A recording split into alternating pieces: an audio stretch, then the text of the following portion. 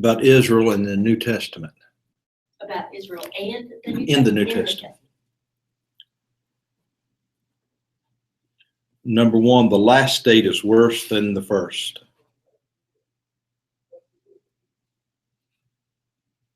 Matthew 12:45.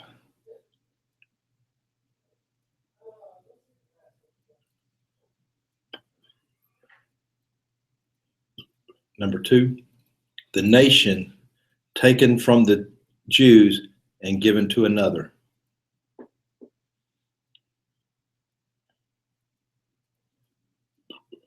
Matthew 21:33 through 45.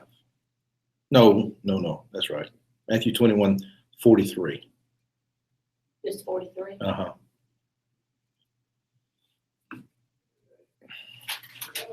All right.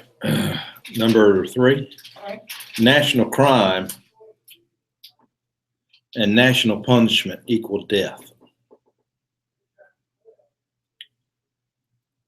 That's Matthew 21. That's the 33 through 45. Hang on just a minute. Okay. Matthew 21. 33 through 45. Okay. All right. Number four, Abraham's seed is no longer the physical Jews. You understand what I mean when I say the physical Jews?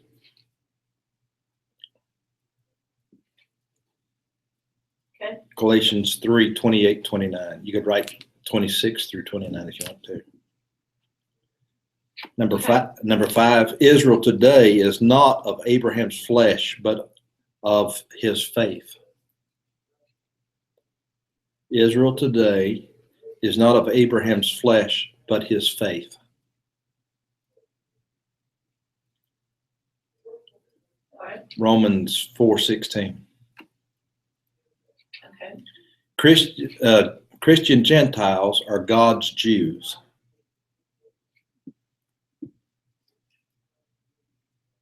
Romans 2:28-29.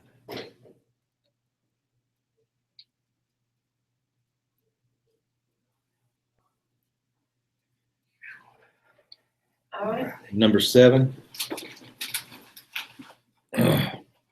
circumcision of the flesh gives way to circumcision of the heart. I can't spell circumcision. I just put CIR period.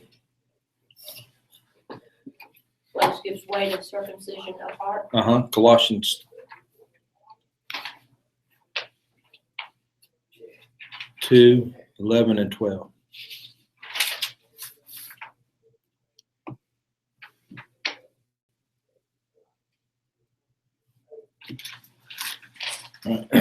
Number eight, the conversion of the Jews destroyed national Israel.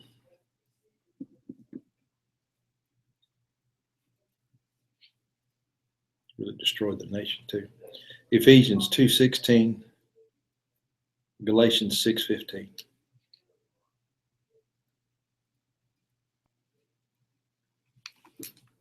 Can you those verses again? Ephesians 2:16 and Galatians 6:15. Old Israel, this is number 9. Old Israel has no further place in God's picture. Galatians 3:26 through 29. You said further place, right? Yes. Hang on. I'll give it verse a minute.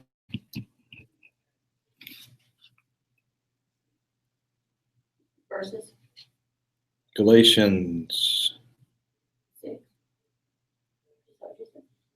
3:26 through 29. The church, number 10, the church is now Israel. Galatians chapter 6, verses 15 and 16. Is that Romans chapter 2, 28, 29 too?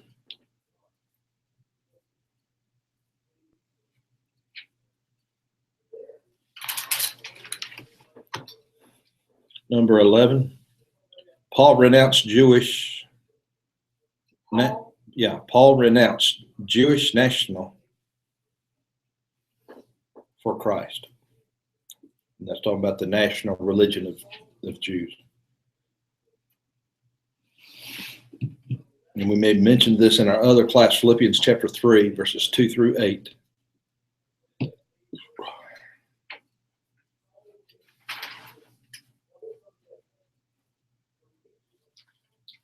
Number 12, the hope of Israel is not national restoration.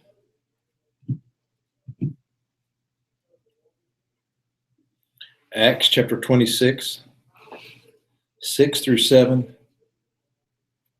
and 28:10. Repeat it, all of it. The hope of Israel is not national restoration. Acts 26, 6 and 7, 28:10.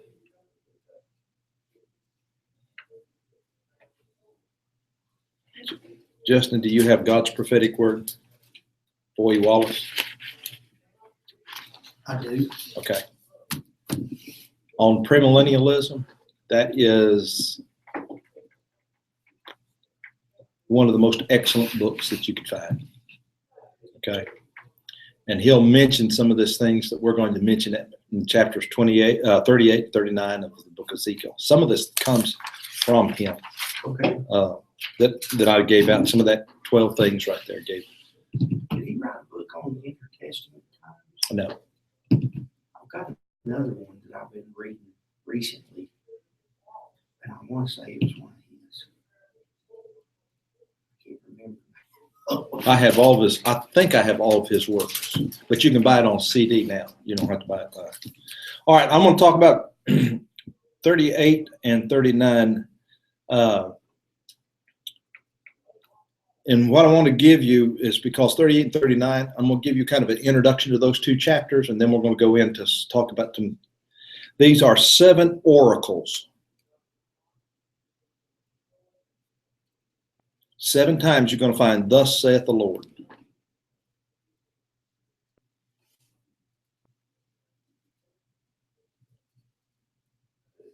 Right?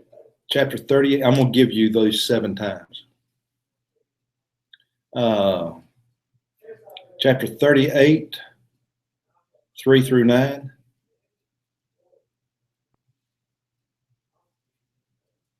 Chapter 38, 10 through 13.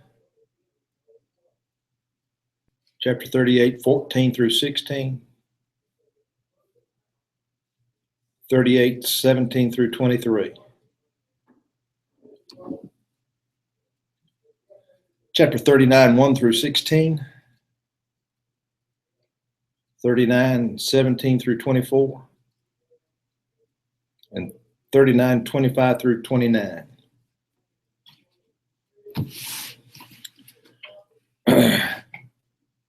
Now, this is so closely related to premillennialism that I need to give you, I'm going to give you some things about the views, okay, of 38 and 39.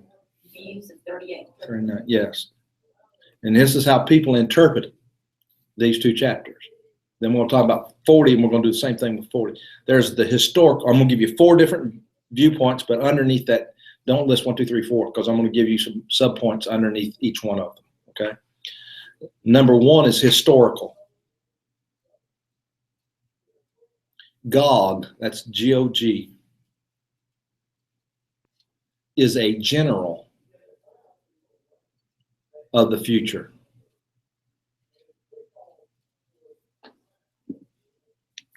He's a type of Satan attacking the church.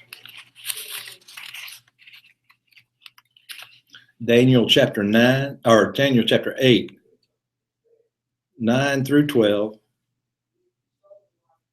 and chapter 11, that's Daniel also, 21 through 35. That's also number 2, the literal futuristic view. Futurist.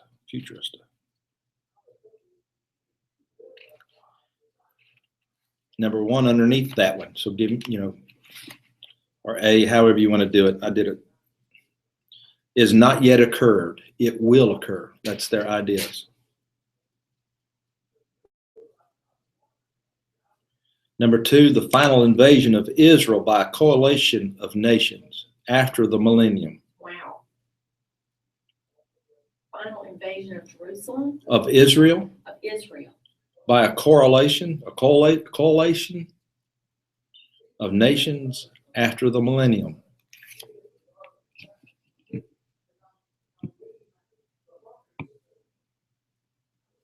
Millennium. Is that what you're saying? Yes, 1,000 years. Okay. I'm going to give you some objections to this. To this view? Number 1, it is impossible to identify Gog and Magog with any time or place.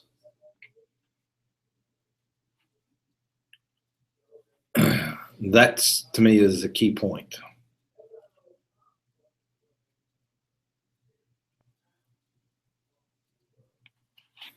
All right, number 2, such a coalition of nations is very improbable, to say the least.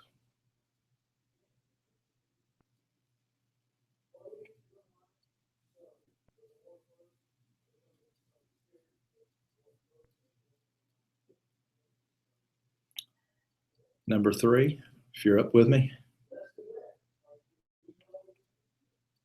The size of the army is disproportionate to the need to whip little Israel.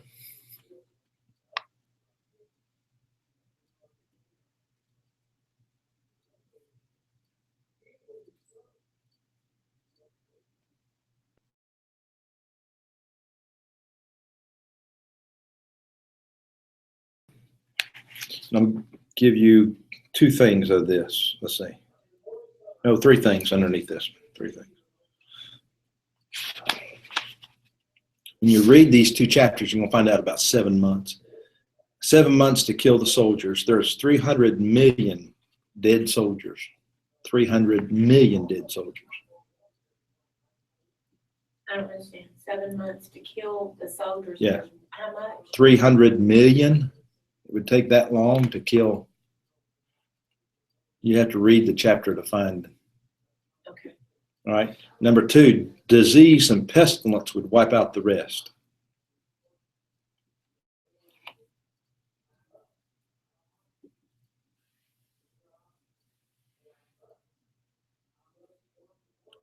Next, the weapons would be used for fuel for 7 years.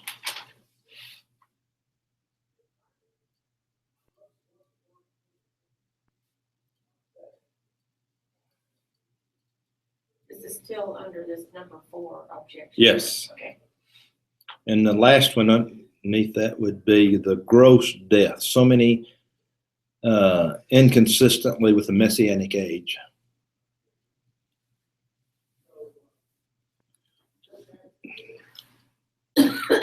Now let me go you back to number 3. You know, we've got the views of this thing. So Right. we'll go back to number 3. The future idealistic view. Future idealistic view.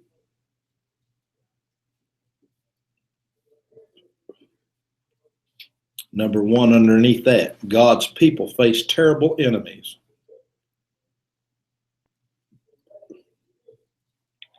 Number 2,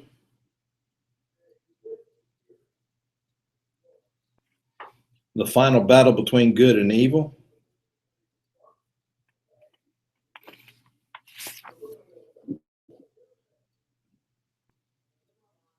Number 3, good will prevail.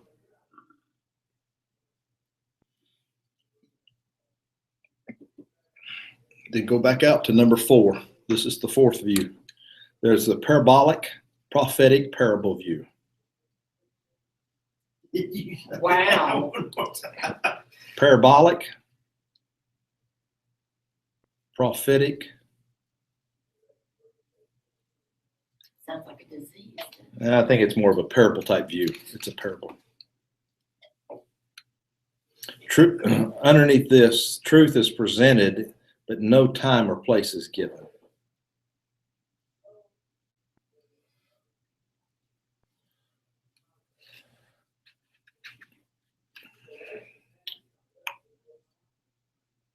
This is why these chapters are so, because people have really gone, yes, on the interpretation of these things. All right, now give you 3 objections to that last point. 1, it takes inspiration too lightly.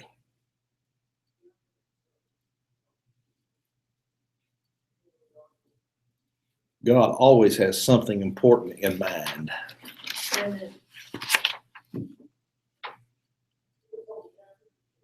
Is that part of number? Is that number 2 under objections? No, that's number 1. That's And you said God always has. Yeah. It takes inspiration too lightly. God always has something important in mind.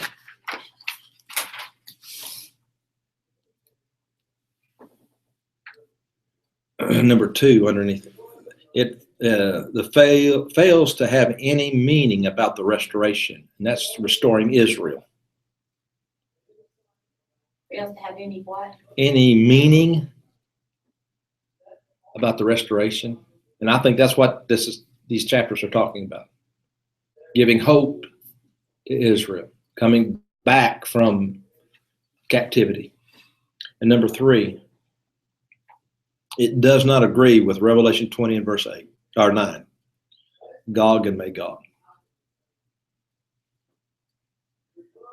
28 and 29. Chapter 29, 20 verse 9.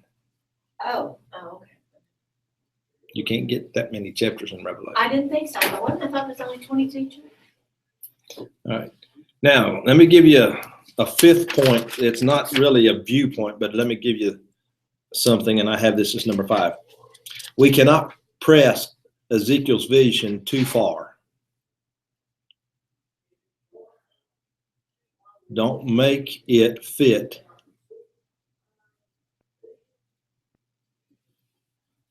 any one point in history.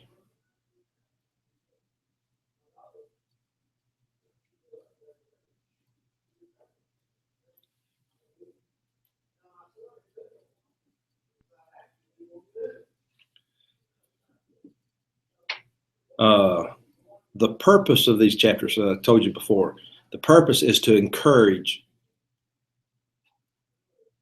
and especially those in captivity, those coming and returning from captivity too.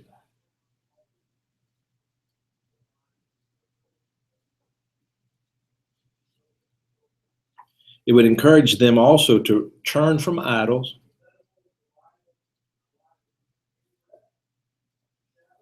and to get prepared for the restoration.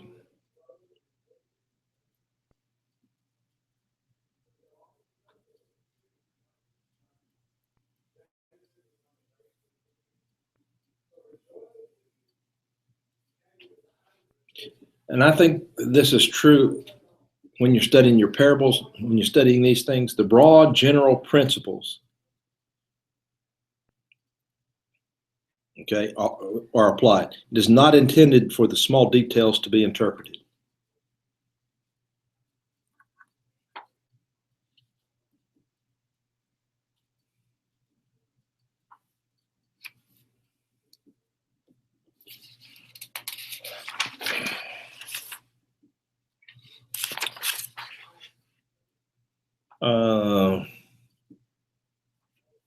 Now in chapter 38, we can't identify Gog or Magog.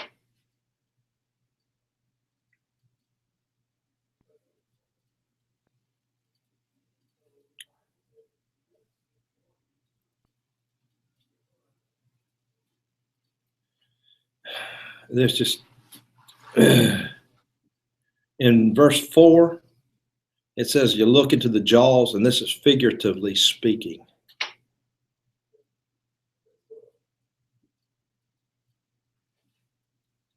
In verse 5, there's African nations mentioned.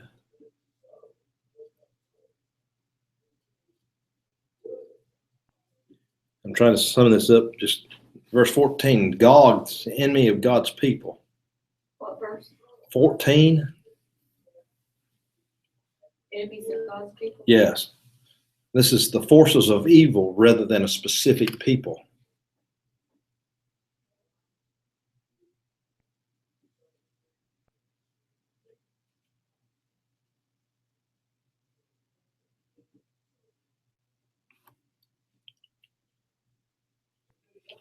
All right, chapter 39. All right, so this is still the continuation of the prophecies against Gog.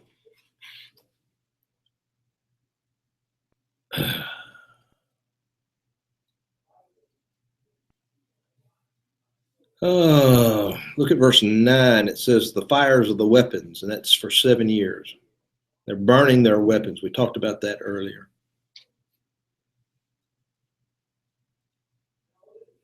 In verse 12, the whole house of Israel burned for 7 years.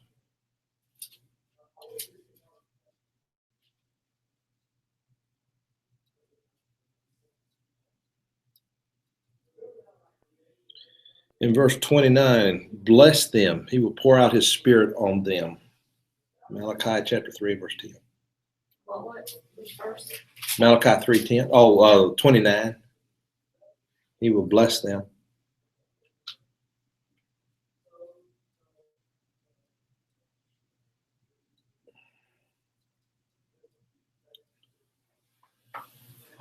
All right.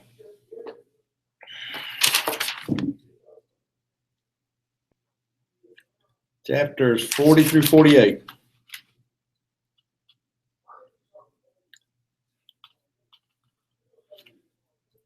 This is a description of the temple, but it's not a literal temple.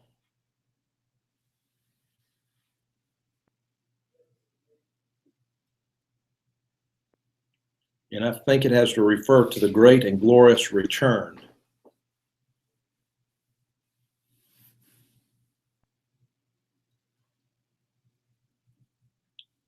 From captivity.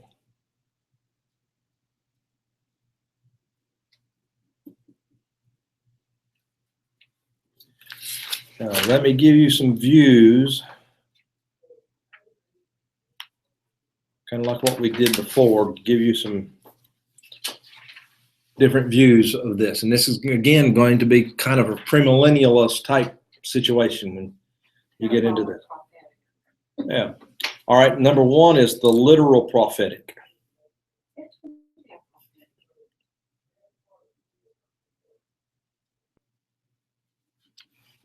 Here's the blueprints of the temple of the restoration.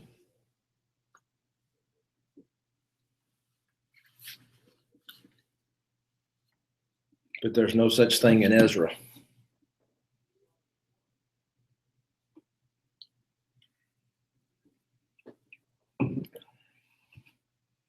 Right, number two, literal futuristic. Futurist, literal futurist. This is the dispensational view of the premillennial. Israel then is still in God's plan. Literally fulfilled in the millennium.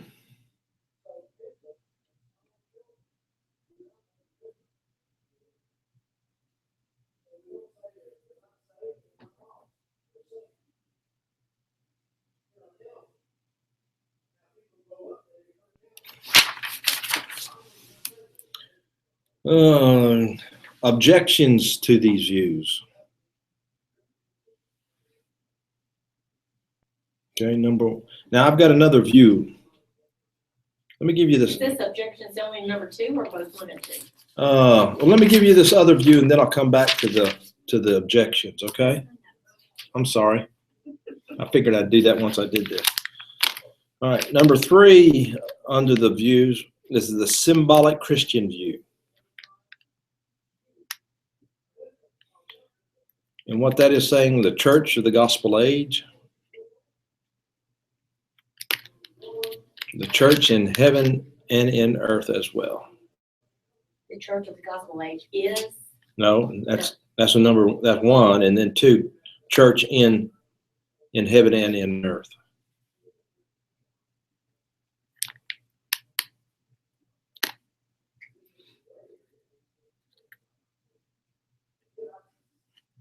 All right, now objections to the views.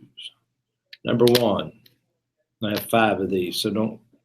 Christ's sacrifice annulled all other sacrifices.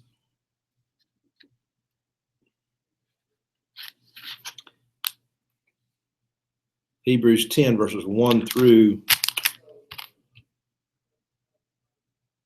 whatever. Can't read that one. 8, I think, 1 through 8. Or is that 18? Just put the whole chapter 10.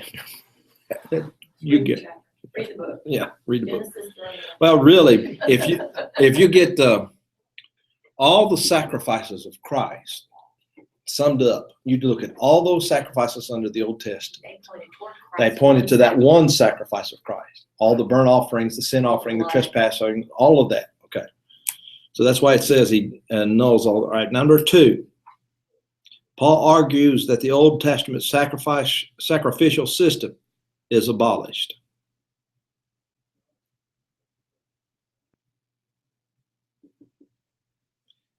Hebrews 7, 18 and 19.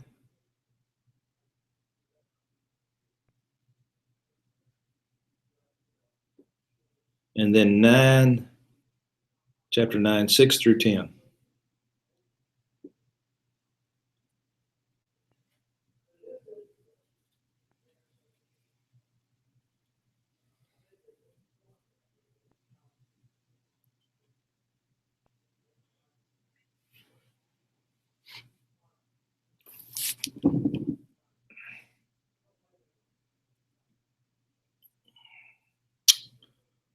Oh, I wish I would knew what that word was. Sacramental sacrifice? That doesn't make sense, does it? Nothing indicates a change in this chapter. So, Is that the number 3? yeah. Well, no. It's still. Let me give you number 3. That's part of. That's in my notes. I'm sorry. I got to read better. Heirs of the kingdom are not national, but Christians.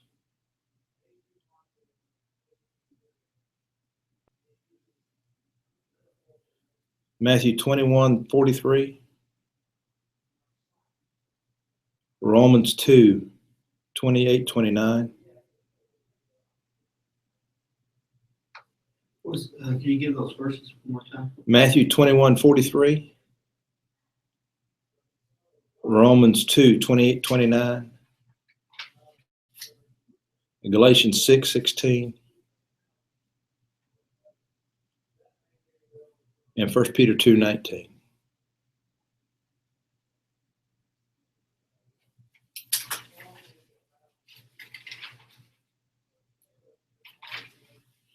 All right, number 4. Nothing here to support the political Jews after the rapture. Put quotations around the rapture. Nothing here to support the political Jew after the rapture.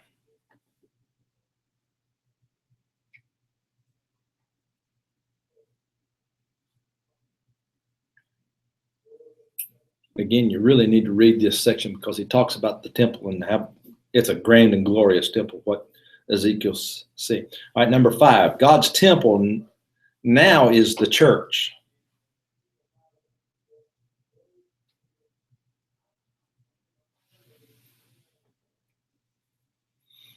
Second Corinthians 6:16. 2 Corinthians 6:16. Ephesians 2:13-22. And 1 Peter 2:5.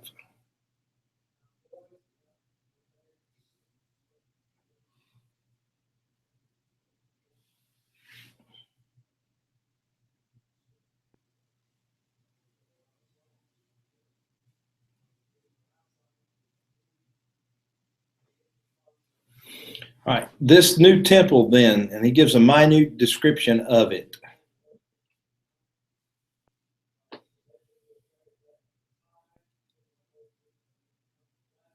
And the purpose of this is to show the beauty, the completeness, and the harmony.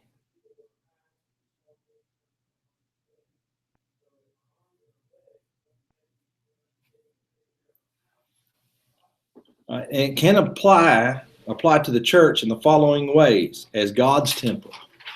So here's application then to it.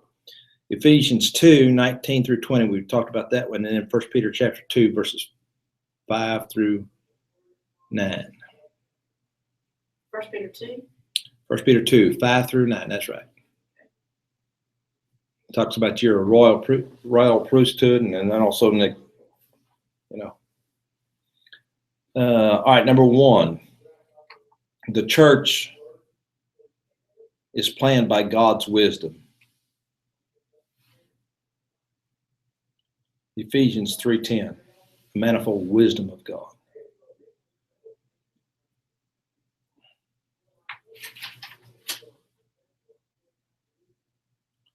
Number two, the plans and the details of Solomon's and Ezekiel's temple were given by divine inspiration.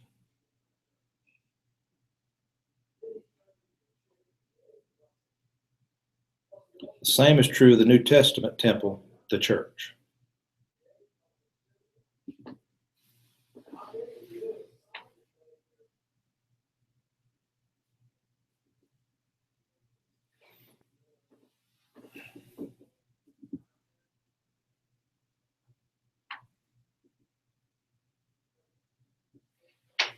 Number three, the church, as the former two temples that we mentioned, the Ezekiel and the Solomon's, were constructed by divine pattern. You said the church? The church, so all three of them, the church, Okay. the Solomon's, and Ezekiel's temple, all constructed by divine pattern.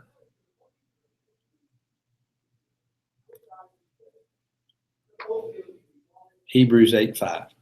See that thou buildest all things according to the pattern shown thee in the mount.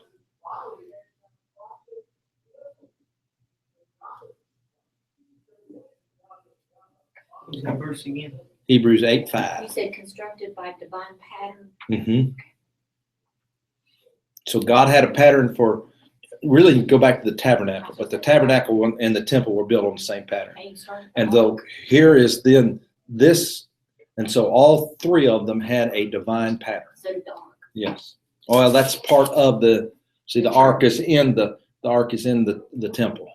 Yeah. No, I mean the Ark of the Covenant. I meant Noah's. Oh, well, It yeah. was divine. That's, yeah, that'd be a different illustration. Yeah, but yeah, right. Yeah, you have to be in the Ark to be saved. That's right. In the church. All right, number four. The Old Testament temples had a divine foundation.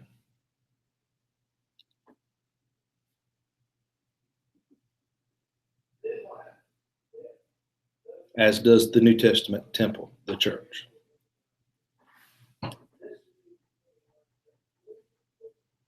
Isaiah 28:16. 1 Corinthians 3:11. Other foundations can no man lay than that which is laid, which is Christ Jesus our Lord. Number five. It's ample in size.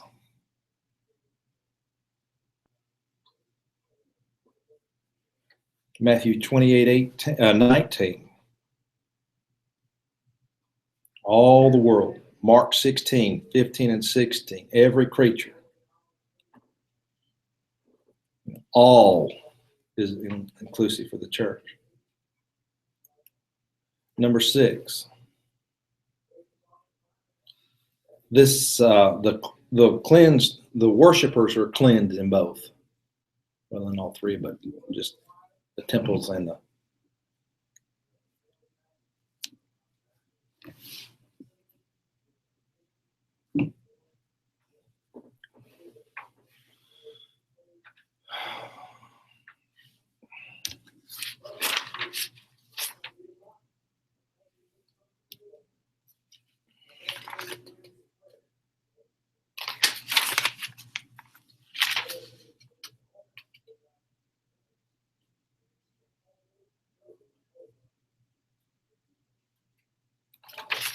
All right, I'm going to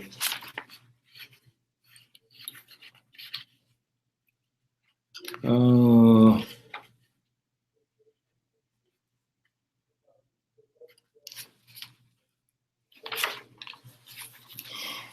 really want to give you something else before class ends, so let me do this too. Lessons from Ezekiel.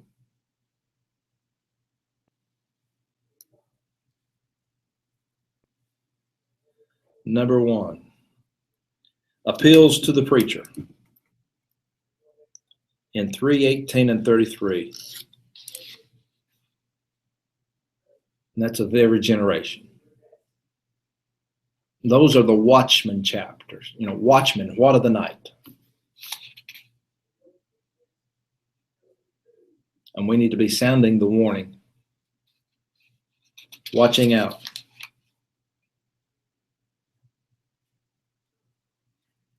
Number 2. All right. Babylon was the most beautiful, but also the most wicked city in the world.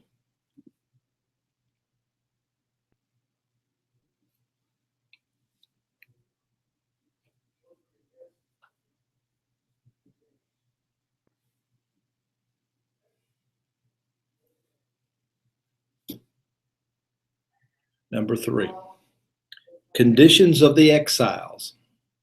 All right, you understand who I'm talking about, the exiles, those in captivity, is typical of far too many church members today.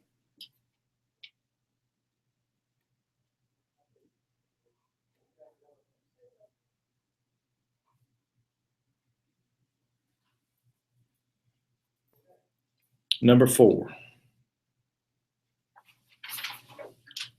we do well to study the work of Ezekiel, the most influential man that we find in the course of Hebrew history. In the course of Hebrew history.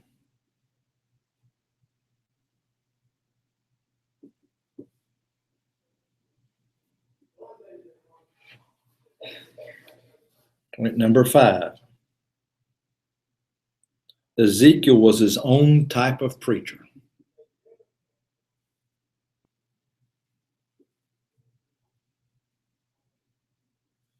All right, and that's good for us. We need to stay within the bounds of truth, but be your own preacher, okay? That's right.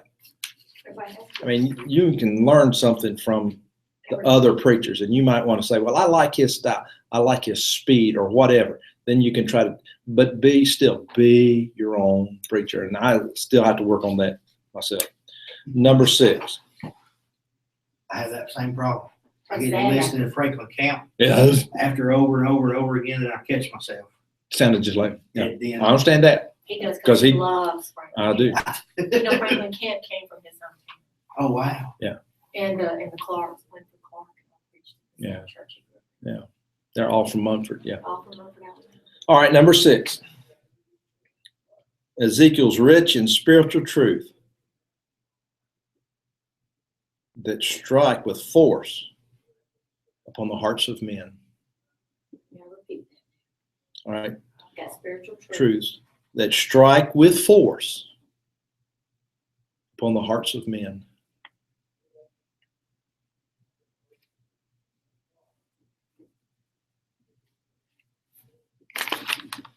Number 7. It is most distinctive.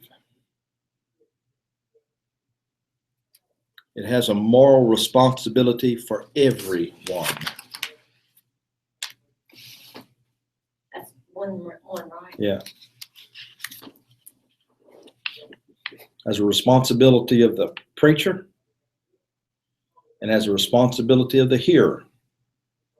You see, you go back to that 3, that 18 and that 33, and it has responsibility then for the watchman to sound the warning. But then Listening, but you got to sound the warning and you've got to hear the warning. Okay. Careful what you hear. I have this one. I don't have it listed there, but I think this is also, there's the sin of ingratitude.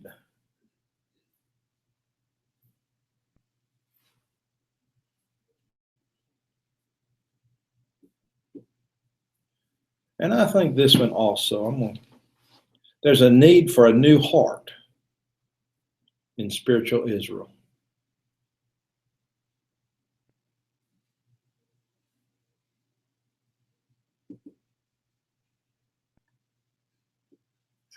Also, it has in it, we find the picture of the love and mercy of God.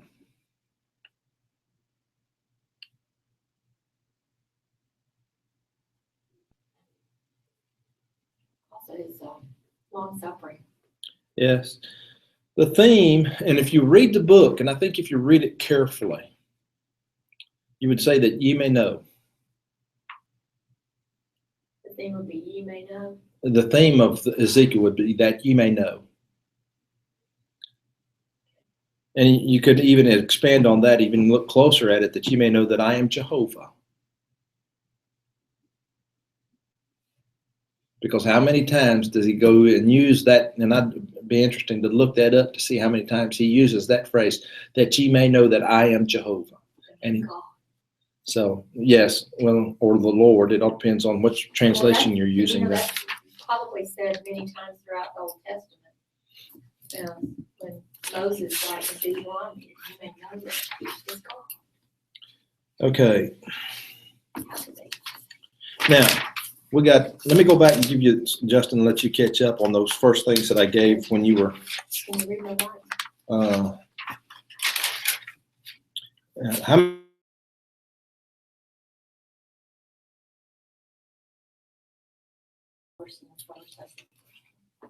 Yeah, do you want to just read it from her, get it from hers, or do you want to?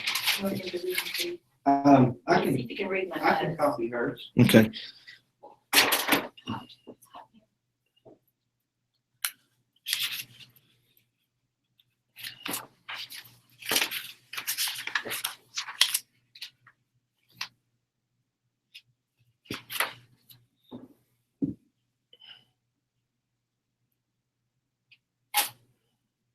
You can read something, let me know, Okay. because I abbreviate a lot.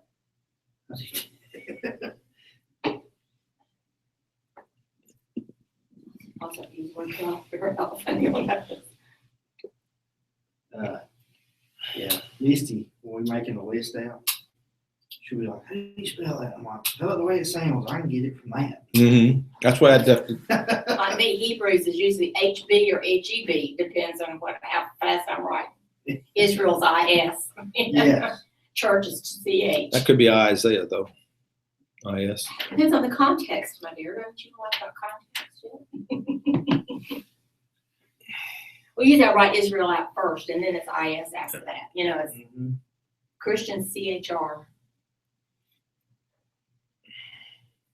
I only use 2. The only book I write out is Titus, because I can't stand to write. You can't write just TI. Yeah. And TIT is not a nice word. So I write out Titus. Wanting to get through, I want to go back. We got a little time. I want to look at chapter 40 for a second.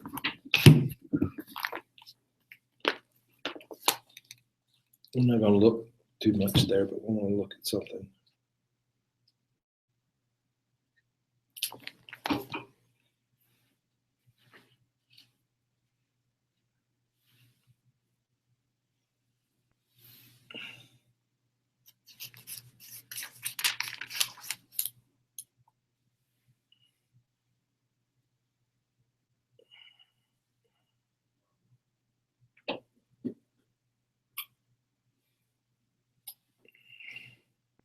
Killed my hand.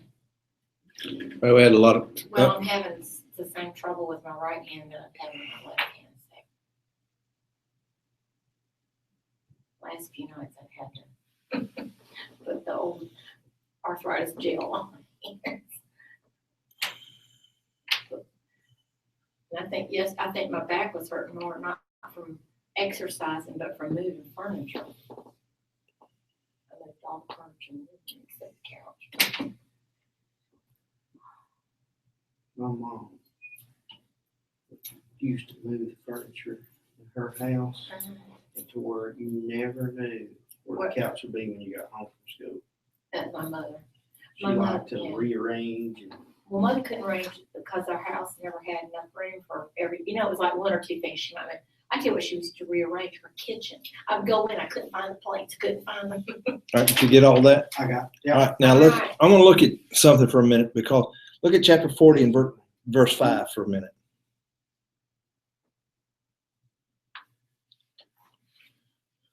And there's a lot of controversy over something here. And behold, a wall on the outside of the house round about, and in the man's hand a measuring reed of 6 cubits long by a cubit and a handbreadth. So he measured the breadth of the building 1 reed and the height 1 reed.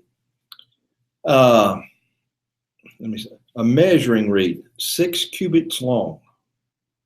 Okay. Now, usually we take a cubit. I've always said 18 inches. That's not always. There's some, I forgot who it was now, who's saying it's like 20.5 inches long. Isn't it the distance between your fingers and your elbow, really? So for some man that's tall. Was it George DeHoff? Or Kaufman? Kaufman. I read this not long ago in his commentary where they had the royal cubit or the large cubit and the standard cubit. Yeah. And the royal one was like 20 inches or something. Yeah, I have 20.5 inches. Okay. Yeah. And if that is the case, this thing was 10 feet 3 inches long. So here's the walls then, 10 feet 3 inches. So now, and you think about that, because usually when I measure and talk about the ark, Noah's Ark, I usually use the 18 inches. But if it's 20.5 inches, that makes it even that much bigger. But it's just easier to use the 18 inches because that's right. It's supposed to be from the tip of the finger to the elbow, and everybody's got a different length there. So it's hard to talk about that. So we're talking about then this temple was huge, okay, and that he had to measure, and then yeah, but that's one. Bible, it's right. Huh? It's in my Bible. He's right. And I want to think he talks about the river of the temple, chapter 47. And so, like I said, don't go, just the biggest thing about this is don't go berserk on the interpreting this. All symbolic, but I think it focuses on them coming back and giving them, here's the temple. It's going to be restored. It's going to be rebuilt. And we get into this, then we find when Ezra then and Nehemiah talk about the coming back and rebuilding these things, there was a small remnant, not a lot of group, but they did what God had them to do. It doesn't take a lot of people to do what God's supposed to do. Yeah. So we can do what God then wants to get these things done. And we can always do, if we'll do what God said do, we can always, we can get a blessing from God, and we can get done what God said to do. We need to keep up. Yes. Matthew chapter 7, verses 13 and 14. Enter ye in at the straight gate. Okay. I appreciate this class too. This has probably been the one that I dreaded the most, but as I got into it, this was probably one of the most rewarding classes that I've ever taught in. And I really need to be preaching more from Ezekiel. You did? That